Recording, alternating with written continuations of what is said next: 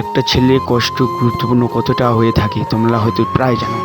ওই ছেলেদের কষ্ট হলো মেন পজিশন জায়গা হলো family matter, just family matter ছেলেদের সবারই থাকে।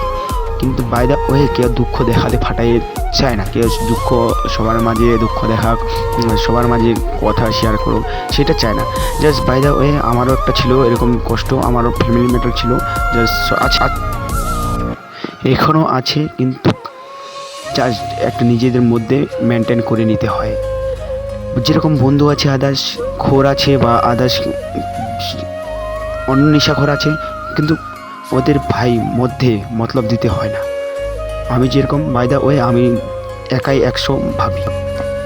তখন আমার একটা লাইফে আসলো ইউটিউব, সোশ্যাল মিডিয়া। তখন আমি সোশ্যাল মিডিয়ার ব্যাপারে জানতাম না, কিছু জানতাম না। তখন আমি ধীরে ধীরে মাথার মধ্যে ঢুকলো, তখন আমি ইউটিউবের মধ্যে আসলাম, অনেক ফ্রেন্ড ফলোয়ার বানিয়ে নিলাম।